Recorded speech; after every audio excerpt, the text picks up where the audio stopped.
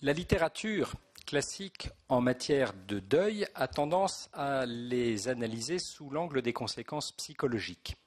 Pourquoi ? Parce que ce sont essentiellement les psychologues et les psychiatres, et Christophe Fauré saura nous en parler tout à l'heure, qui ont le plus précocement et peut-être le plus intensément travaillé sur ce sujet. Donc il faut rendre hommage à ce travail qui a permis de mettre en lumière la diversité, la complexité des conséquences du deuil, et notamment de souligner la souffrance qui est attachée. Mais ce que notre enquête révèle, c'est que ces conséquences sont en fait beaucoup plus plurielles qu'on ne le croit. Il y a au départ, dans l'expérience du deuil, la rupture d'un lien. Un lien affectif, comme ça a été rappelé, c'est bien parce que nous perdons une personne proche que quelque chose chez nous est altéré, voire est détruit. Et donc la première des conséquences, elle se situe à ce niveau-là, même si ça n'est pas la plus visible, parce qu'elle ne se traduit pas forcément par un symptôme explicite. Il y a d'abord quelque chose qui nous est arraché. Et donc la première des incidences en matière de deuil, eh bien, ça ne sont pas forcément les conséquences psychologiques, même si c'est au niveau psychologique que très souvent les premiers symptômes se manifestent. Vous voyez, il ne faut pas regarder la situation simplement à partir de ce qui en serait visible. Alors ces conséquences psychologiques, eh bien, on a beaucoup de gens qui attestent qu'ils ont perdu quelque chose dans le propre sens de la vie, que quelque chose d'essentiel leur a été ôté au point que leur identité psychique est profondément affectée.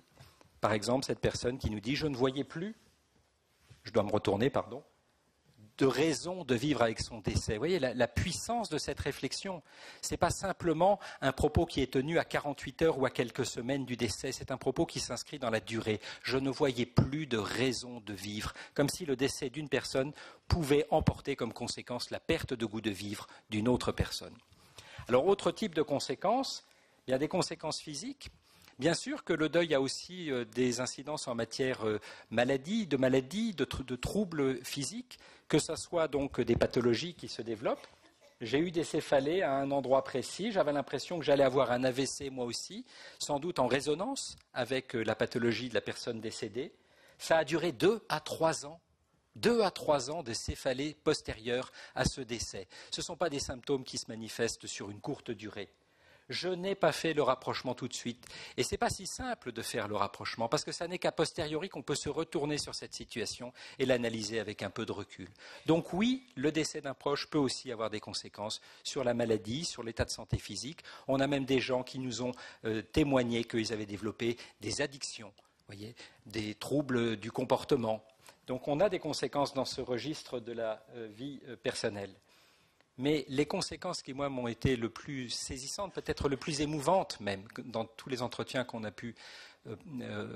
auxquels on a pu procéder, c'était le déchirement de ce lien familial. Et j'entends encore des gens qui me disaient, mais je vous prends un exemple qui me reste en tête, c'est cette mère qui avait 2 enfants, mais qui n'étaient pas nés du même père.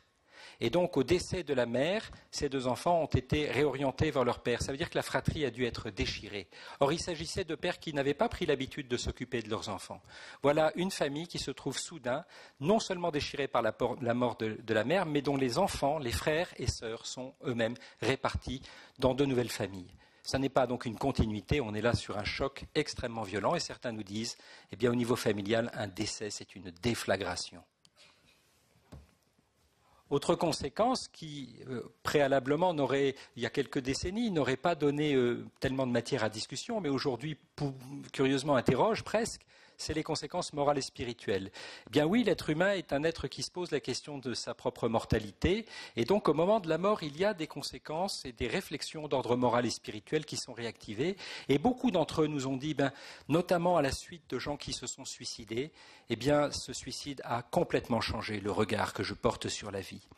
Et certains nous ont dit que ça avait pu conforter leurs propres convictions, ou même que ça avait pu les ébranler. Bref, il y a quelque chose qui est de l'ordre de la remise en question identitaire. Ça n'est pas juste perdre un proche, c'est soi-même ne plus se reconnaître tel qu'on était parce qu'on a perdu ce proche qui comptait tant. Autre type de conséquences, eh bien des conséquences financières. Oui, perdre un proche, ça peut avoir surtout par exemple pour un conjoint, ou là en l'occurrence pour un enfant, eh bien, des conséquences financières lourdes qui peuvent venir bousculer durablement sa vie au quotidien.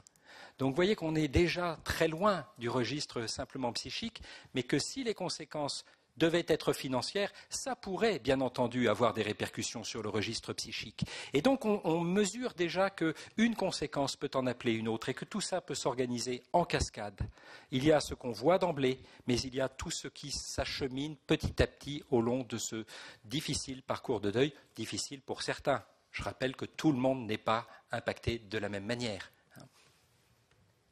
Autre type de conséquences, eh bien ça c'est une évidence face à une société qui a changé. Nos vies privées ne sont pas simplement cantonnées au domicile. Nos vies privées ont imprégné le monde professionnel, notre activité professionnelle, et on en parlera tout à l'heure avec Nathalie Vallée-Renard. Il y a une imprégnation, une imbrication profonde entre cette vie privée et cette vie professionnelle qui est en même temps une vie sociale, qui est en même temps presque une vie publique. Et donc se retrouver en deuil tout en devant travailler, pour certains, ça a pu vouloir dire ne pas être en mesure de faire correctement son travail. Pour d'autres, ça a pu vouloir dire subir un stress particulièrement aigu du fait de devoir travailler, notamment pour des raisons financières, parce que les gens ne peuvent pas se permettre de prendre le temps nécessaire. Et donc, repartir au travail, pour certains, ça pourra avoir un effet bénéfique en termes de resocialisation, mais pour d'autres, ça pourra avoir un effet négatif en termes de stress aigu, avec une difficulté à se lever, avec une difficulté à se concentrer, qui peut être quotidienne et qui peut durer pendant des mois.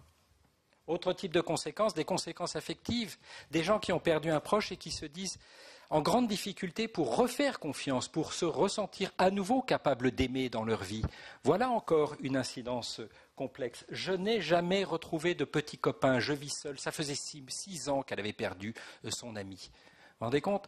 Et tout ça sont des situations qui ne sont pas faciles à expliciter au quotidien. Les gens n'en parlent pas volontiers. Nous, on leur a donné la parole et ils se sont engouffrés dans cet espace. Mais si personne ne leur donne la parole, alors dans ce cas-là, il s'agit d'un vécu qui peut avoir tendance à être refoulé.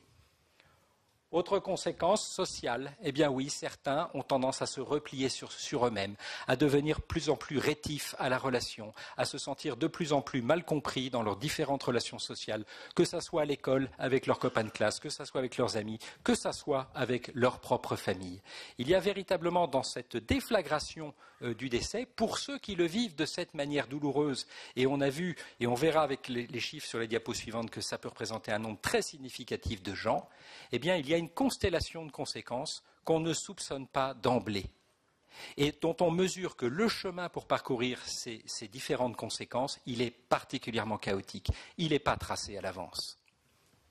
Et il y a des conséquences administratives. Là, en termes d'action publique, sans doute pourrait-on faire quelque chose. Combien de gens nous disent à quel point ça a alourdi leur vécu quotidien, de devoir régler toutes ces formalités souvent tatillonnes. Est-ce que, d'un ce point de vue-là, on y reviendra, notre société peut apporter un certain concours, un certain soulagement pour éviter d'amplifier les conséquences difficiles ? Des conséquences dans les habitudes de vie, des gens qui sont amenés à déménager, soit parce qu'ils ne supportent plus de vivre dans leur maison qui a été celle de leurs années de bonheur avec leur conjoint, soit parce qu'ils n'ont plus les moyens de vivre dans cette maison. Et donc, nouvelles conséquences. Et comme je l'ai dit tout à l'heure, vous mesurez qu'il y en a encore plein d'autres qu'on n'a pas explorées parce que nous ne sommes qu'à une première enquête. Et il faudrait bien d'autres enquêtes pour affiner ces différents aspects. Mais déjà, ceci vous permet de toucher du doigt que quand vous êtes face à une personne qui est en situation de deuil, son monde est multiple, son monde est complexe. La diversité des manifestations qu'elle peut présenter est insoupçonnable en premier abord. Là encore, on constate que les soutiens sont à l'image des conséquences, c'est-à-dire qu'il y a une myriade de soutiens. Il n'y a donc pas une personne qui va être désignée pour exercer ce soutien, comme on pourrait avoir ça en fin de vie avec certains aidants qui sont assignés à une tâche. Les soutiens, le premier des soutiens, c'est d'être entendu. C'est de pouvoir se sentir compris dans ce qu'on vit et de pouvoir en parler. C'est suffisamment rare pour être souligné de manière tout à fait explicite. Le soutien familial, eh bien, à la fois la famille est le premier lieu impacté par le décès et en même temps, comme on l'a déjà dit, la famille est aussi le premier lieu où trouver du soutien. Et en même temps que la famille, le soutien amical. On a évoqué tout à l'heure la dureté de perdre un ami qui est sans doute un des deuils mal reconnus encore aujourd'hui. Mais au moment où une personne traverse un deuil, alors elle compte. Elle compte et elle reconnaît ses amis. Je profitais de la famille des autres parce que la mienne avait disparu. Vous voyez, cette nécessité de pouvoir recréer du lien. Alors, deuxième facteur de soutien extrêmement important, c'est l'environnement professionnel. On l'a dit, la vie privée et la vie professionnelle s'interpénètrent aujourd'hui. Eh bien, les gens attestent que dans le cadre de l'entreprise, ils ont trouvé un réconfort. Il y a donc là encore quelque chose qui joue en ambivalence. L'entreprise peut exercer une certaine pression sur celui qui ne se sent pas forcément apte à reprendre tout de suite son travail, mais en même temps, c'est un lieu où elle va retrouver de la confiance, une forme d'entraide et pouvoir se reconstruire. Troisième soutien, ça a été une surprise, c'est que, mais c'est finalement pas si surprenant que ça, les professionnels du funéraire étant les premiers généralement à accueillir les familles en deuil, eh bien ce sont eux qui sont désignés par les familles elles-mêmes comme ayant été en mesure de leur apporter un soutien qui a vraiment compté. Ça rejoint la réflexion de Marc Manzini tout à l'heure autour de la formation des professionnels du funéraire à ces nouvelles approches de l'accompagnement qui sont plus simplement de faire une prestation, mais d'offrir cet accompagnement humain qui parfois fait défaut dans d'autres registres. Donc ce sont les familles elles-mêmes qui identifient que les professionnels du funéraire ont constitué la troisième forme de soutien à leurs yeux. On va avoir le soutien du voisinage, on va avoir le soutien des professionnels de santé assez peu après, finalement. Les professionnels de santé n'interviennent pas aussi immédiatement que ce qu'on pouvait penser. Ce ne sont ni les psychologues ni les médecins qui sont en première ligne, on l'a dit, c'est la famille et les collègues, hein. Mais quand même, dans les situations les plus compliquées, alors ils sont mobilisés. Le soutien d'autres professionnels, les banquiers par exemple, les assureurs aussi, mais là c'est au cas par cas, parce qu'il n'y a pas de politique tout à fait coordonnée, c'est-à-dire que c'est plutôt la sensibilité des interlocuteurs qui va faire la différence. Le soutien des groupes et communautés, et oui, il y a encore des reliquats, parce que c'est quand même de cet ordre-là, mais d'une aide qui ne vient pas d'ailleurs de là où on l'attend. Mais il y a quand même encore une aide sociale, signe que notre indifférence à l'égard des personnes endeuillées n'est pas aussi affirmée et manifeste que ça.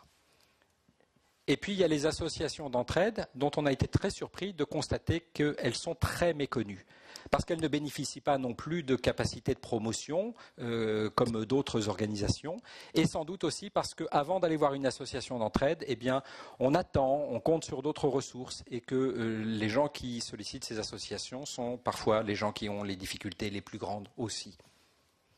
Donc une constellation d'aides. Et ça nous montre bien que là encore, la question du deuil n'est peut-être pas qu'une question strictement privée, qu'il faudrait pudiquement préserver, mais c'est une question qui nous engage tous dans une approche collective.